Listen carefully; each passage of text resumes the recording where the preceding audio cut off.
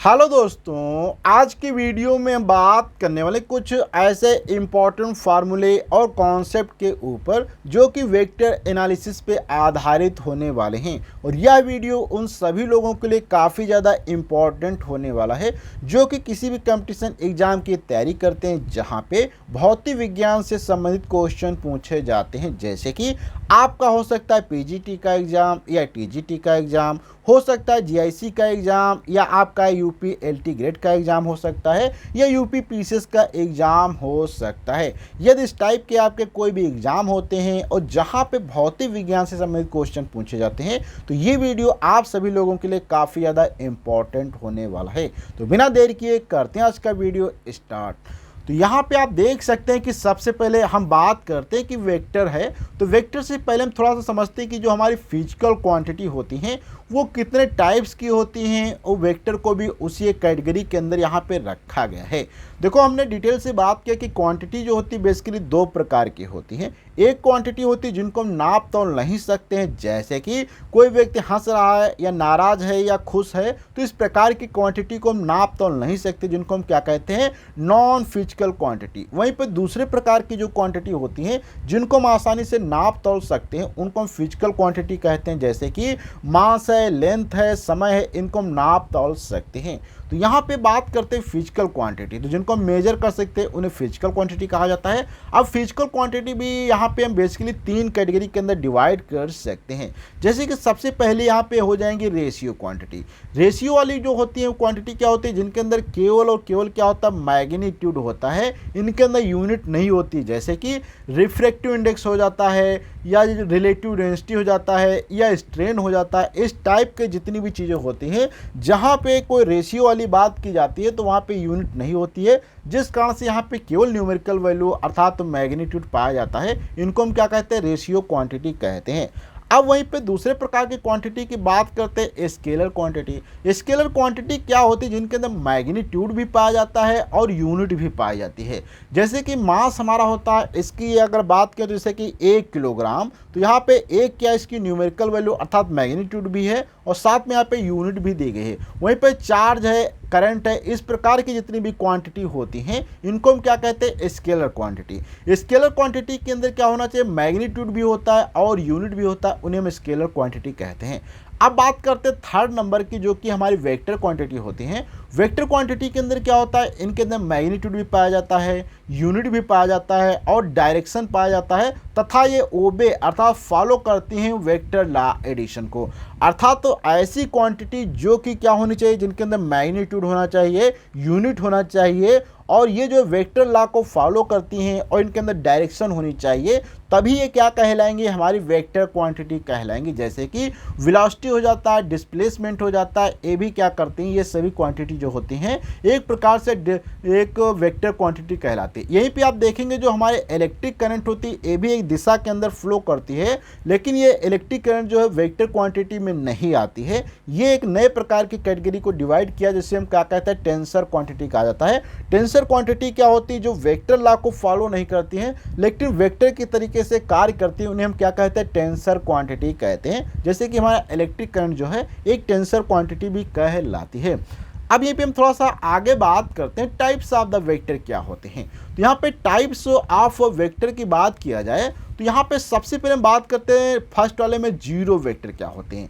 Zero vector का मतलब जिनका मैग्नीट्यूड क्या होता है, 1 होता है अर्थात 0 होता है, उन्हें जीरो कहते हैं। तो थोड़ा सा पहले हम वेक्टर पे बात कर लेते हैं कि मैग्नीट्यूड क्या होता है, वेक्टर क्या होते हैं, फिर यहाँ पे समझेंगे। जैसे कि सपोज करो यहाँ पे आप यहाँ पे कोई एक पॉइंट है, तो ये यहाँ पे क्या हो जाएगा, नॉर्थ ऊपर की तरफ हो जाएगा। तो यहाँ पे क्या हो जाएगा, सपोज करो साउथ है, और यहाँ पे क्या हो जाएगा, ये ईस्ट है, तो यहाँ पे क्या हो जाएगा, ये वेस्ट है। ठीक, नॉर्थ साउथ ईस्ट वेस्ट यहाँ पे बन जाता है। अब यहाँ पे कोई व्यक्ति है तो इसकी डायरेक्शन या तो ये नॉर्थ की तरफ जाएगा, या साउथ की तरफ जाएगा, या ईस्ट की तरफ जाएगा, वेस्ट की तरफ जाएगा।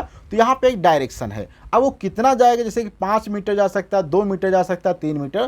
तो यहाँ पे मैंने मैग्नीट्यूड भी बता दिया कि आप पूरब की तरफ 4 मीटर चलो, तो पूरब एक दिशा मैंने बता दिया, मैग्नीट्यूड बता दिया, इसलिए क्या हो जाएंगे, एक प्रकार से वेक्टर क्वांटिटी कहलाएंगे।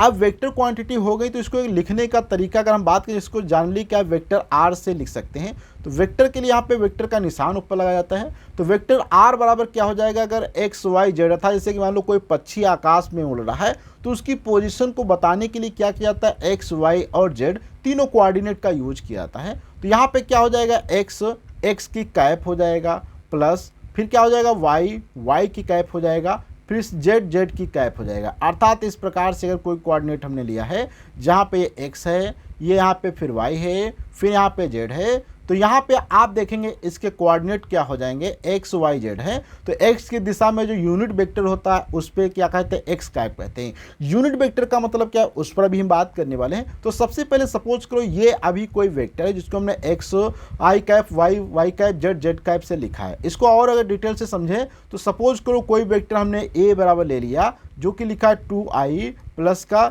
3j यहाँ पे लिख दिया। अब अगर इस वेक्टर का यहाँ पे मैग्नीट्यूड पूछा जाए, मैग्नीट्यूड निकालना कैसे निकालते हैं, देखो आसान तरीका है।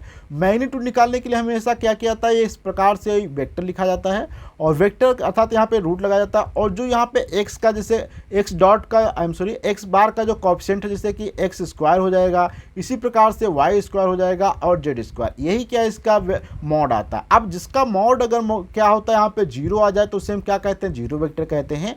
अगर जिसका मॉड जीरो ना है तो उसे हम क्या कहते हैं, प्रॉपर वेक्टर कहते हैं। लाइक वेक्टर का मतलब होता है जो कि एक ही दिशा में होते हैं, जैसे कि यहाँ पे एक वेक्टर ये है, ये भी एक वेक्टर है, तो एक दिशा में होते हैं उन्हें हम क्या कहते हैं, लाइक वेक्टर कहते हैं। अनलाइक वेक्टर का मतलब होता है जो कि सेम सेंस में नहीं होते, अर्थात मान लो एक इधर को जा रहा हो तो एक इधर को जा रहा हो। इक्वल वेक्टर क्या होते हैं, ऐसे वेक्टर जिनका मैग्नीट्यूड सेम हो और डायरेक्शन सेम हो तो उन्हें हम क्या कहते हैं, यहाँ पे इक्वल वेक्टर कहते हैं। नेगेटिव वेक्टर का मतलब होता है सेम मैग्नीट्यूड होता है लेकिन उनकी दिशा अपोजिट होती है, इसलिए हमको क्या कहते हैं, अपोजिट वेक्टर या नेगेटिव वेक्टर कहते हैं। यूनिट वेक्टर का मतलब होता है ऐसे वेक्टर जिनका वेक्टर को उनके मैग्नीट्यूड से जब डिवाइड कर दिया जाता है तो वहां पे जो प्राप्त होता है उसे हम क्या कहते हैं, यूनिट वेक्टर कहते हैं। अर्थात जो वेक्टर दिया गया हो उस वेक्टर के मैग्नीट्यूड से उस वेक्टर को डिवाइड कर दिया जाए तो वहां पे हमें यूनिट वेक्टर प्राप्त होता है। जैसे कि I J K are the unit vector in the direction of X Y Z के एक्सिस में लिए जाते हैं।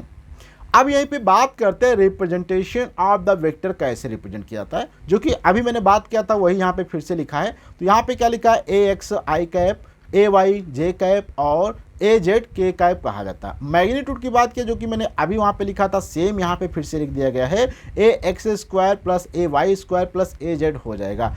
अब वेक्टर एडिशंस की बात किया था, वेक्टरों को कैसे आपस में जोड़ सकते हैं, तो इसके लिए यहाँ पे दो जो है टॉप मेथड है, एक तो होता है ग्राफिकली मेथड होता है, दूसरा यहाँ पे क्या होता है, मैथमेटिकल मेथड होता है। तो देखो यहाँ पे सबसे पहले बात करते हैं ग्राफिकल मेथड क्या होता है। ग्राफिकल मेथड का मतलब होता है if A is equal to X I cap plus A Y J cap plus A Z, और यहाँ पे मान लो एक वेक्टर ए है दूसरा वेक्टर बी है, तो यहाँ पे देखो ये लिखा भी गया, एक वेक्टर ए इधर को लिया गया बी, तो यहाँ पे ए वेक्टर गए इनकी दिशा अर्थात ये इधर से गया फिर ये इधर को गया, तो अगर इनकी दिशा सेम है तो यहाँ पे इनको जोड़ने वाला वेक्टर क्या अपोजिट में होगा और वो क्या होगा, ए प्लस बी के बराबर होगा, अर्थात यहाँ पे आर बराबर ए प्लस बी के बराबर होगा। तो यहाँ पे इस प्रकार से जोड़ा जाएगा। अगर मैग्नीट्यूड की बात किया जाए तो इस प्रकार से आप मैग्नीट्यूड निकाल सकते हैं। सेम यही तरीका आप देखेंगे more than two vector also can add up similar the above method, अगर दो से अधिक वेक्टर हैं तो भी इसी तरीके का यूज करके हम जोड़ सकते हैं। अब वहीं पे मैथमेटिकल मेथड में बात करें, जैसे कि मान लो ए वेक्टर ये था हमारा, बी वेक्टर ये था, तो यहाँ पे अगर इनके बीच में एंगल बन रहा क्योंकि दो वेक्टर हैं तो उनके बीच में कुछ ना कुछ तो एंगल होगा ही होगा, किस एंगल पे रखे हैं, तो यहाँ पे क्या हो जाता है, इनका रिजल्टेंट जो होता है वो क्या होता है, R is equal to A square plus B square plus 2ab cos theta. Theta क्या होता है, इनके बीच में एंगल। अब यहाँ पे जो रिजल्टेंट ये आर बना है, ये मान लो यहाँ पे ए वेक्टर के साथ में एंगल बनाता है एल्फा, तो ये अल्फा बनाता है, तो ये tan अल्फा बराबर क्या हो जाएगा, बी साइन थीटा बटे ए प्लस बी कॉस थीटा होता है। इस प्रकार से आप इस अल्फा को भी निकाल सकते हैं। अब यहाँ पे हम आगे थोड़ा सा बात करते हैं स्केलर प्रोडक्ट क्या होते हैं।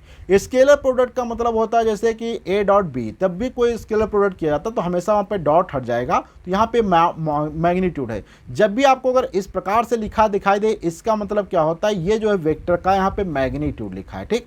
इसी प्रकार से ए डॉट बी बराबर क्या हो जाएगा, ए x B x plus A Y B Y plus A Z B Z हो जाएगा।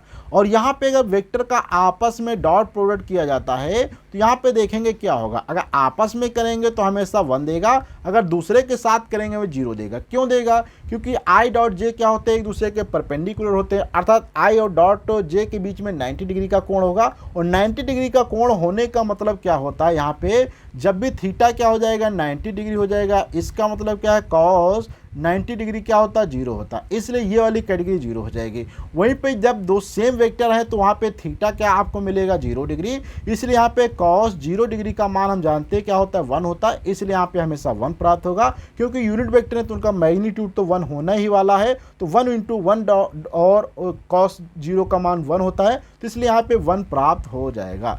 वहीं पे अगर इधर वाले में बात करते हैं तो ए डॉट बी आप इनको रिवर्स में भी कर सकते हैं, बी डॉट ए लिख सकते हैं। अगर सेम वेक्टर का डॉट प्रोडक्ट है तो वो ए स्क्वायर के बराबर होगा। अगर दो वेक्टर परपेंडिकुलर हमेशा, तो दो वेक्टर परपेंडिकुलर है तो उनका डॉट प्रोडक्ट हमेशा क्या है 0 के बराबर हो जाएगा। अब यहाँ पे बात करते हैं वेक्टर प्रोडक्ट। वेक्टर प्रोडक्ट क्या होता है, जैसे कि ए क्रॉस बी, अगर आप ए क्रॉस बी करते हैं तो यहाँ पे क्या हो जाएगा A magnitude B magnitude into sine theta into N cap. अब यहाँ पे एन कैप आपको समझना काफी जरूरी है। एन कैप जो है ये बताता है दिशा, क्योंकि जब दो वेक्टर का आपस में मल्टीप्लाई किया जाता है, जैसे कि मान लो यहाँ पे ये वेक्टर ए हमारा है, ये क्या वेक्टर ए है और ये वेक्टर बी है, ठीक, तो ये इनके बीच में मान लो थीटा है। जब ए बी गुणा करेंगे, यहाँ पे दो तरीके होंगे, देखो ध्यान रखना है आपको, अगर ए क्रॉस बी करते हैं या बी क्रॉस ए करते हैं, यहाँ पे ये दो कंडीशन आपको हमेशा याद रखना है कि कौन सी मल्टीप्लाई करते हैं। जैसे कि यहाँ पे मैं ये वेक्टर इधर फिर से यहाँ पे बना लेता हूँ, सपोज करो ये वेक्टर हमारा यहाँ पे ए है और ये वेक्टर यहाँ पे बी है, तो यहाँ पे अगर आप ए गुणे बी करते हो, देखो ये वाला हाथ आपको लेना है, अगर ए गुणे बी करेंगे तो ए गुणे बी का मतलब क्या ऐसे ऐसे होगा, तो ये नीचे की तरफ हो जाएगा, क्या हो जाएगा नीचे की तरफ। और नीचे की तरफ के लिए यहाँ पे ए गुणे बी अगर किया जाए तो नीचे की तरफ क्या होता है, इस प्रकार से इसको क्रॉस से दिखाया जाता है। क्रॉस का मतलब जब जैसे कि मान लो आप अगर कोई एरो या तीर ऐसे मारेंगे दीवार पे, तो आप जाते हुए आपको क्या दिखाई देगा, उसमें चौकोर या इस प्रकार से कट दिखाई देगा। वहीं पे बी क्रॉस से किया जाए तो ये देखो अंगूठा बाहर की तरफ है, अर्थात यहाँ पे डायरेक्शन क्या है आपको बाहर की तरफ, अर्थात अगर एरो आपकी तरफ आ रहा है तो आपको केवल डॉट दिखाई देगा। तो इस प्रकार से यहाँ पे इन चीज़ों को यहाँ पे डायरेक्शन हम आसानी से बता सकते हैं अपने इस राइट हैंड से। वहीं पे बात करते हैं कंडीशन, अगर यहाँ पे आप ए क्रॉस बी का बी क्रॉस ए करेंगे तो डायरेक्शन चेंज हो जाएगी, इसलिए यहाँ पे क्या है निगेटिव साइन लग चुका है। यहाँ पे अगर दो वेक्टर पैरेलल हैं, अर्थात ए भी एक दिशा में बी भी दिशा, उस दिशा में क्या होगा थीटा यहाँ पे क्या हो जाएगा 0 डिग्री और कोसाइन 0 डिग्री का मान 0 होता है, इसलिए हमेशा क्या होगा 0 के बराबर आ जाएगा। और दो वेक्टरों का अगर क्रॉस प्रोडक्ट की बात किया जाए तो इनको लिखने का तरीका क्या होता है आई कैप जे कैप के कैप, फिर यहाँ पे ए एक्स ए वाई ये पहले वेक्टर ए के हो जाएंगे, B X B Y B Z क्या हो जाएंगे आपके जो हैं यहाँ पे बी वाले के हो जाएंगे। अब यहाँ पे मल्टीप्लाई करने का अच्छा तरीका ये है कि सबसे पहले आपको क्या करना पड़ेगा, ये वाला, जब ये वाला लेंगे तो ये इधर से इधर को 0 मान लो, तो यहाँ पे आई लिखो, अब इनका इनके साथ मल्टीप्लाई ए वाई बी जेड, फिर इनका इनके मल्टीप्लाई करो इस प्रकार से, ठीक, ये कंडीशन पहली हो जाती है। दूसरी कंडीशन में यहाँ पे जब आएंगे आप इस वाले में, अब यहाँ पे देखो जे लेना है तो जे वाला लेंगे तो ये इधर की चीज़ें 0 हो जाएंगे, ठीक है। अब यहाँ पे ए एक्स बी एक्स बचा है ए जेड बी जेड, तो यहाँ पे लगाएंगे जे। अब देखो यहाँ पे ए एक्स बी जेड लिखना है, क्या लिखना है ए एक्स आपको बी जेड लिखना है, तो यहाँ पे आप क्या करेंगे ये माइनस लगा देंगे। अगर आप यहाँ पे प्लस लगाते हैं तो आपको पहले ए जेड बी एक्स या बी एक्स जो ए जेड करना पड़ेगा, उसके बाद ये करना पड़ेगा। तो यहाँ पे आप देखेंगे इन्होंने प्लस लगाया है, इसलिए इन्होंने क्या है ए जेड बी एक्स किया है। लेकिन मैं आपको रिकमेंड करता हूँ कि आप अगर यहाँ पे माइनस लगा देते हैं तो आपको क्या करना पड़ेगा ए एक्स बी जेड करना पड़ेगा,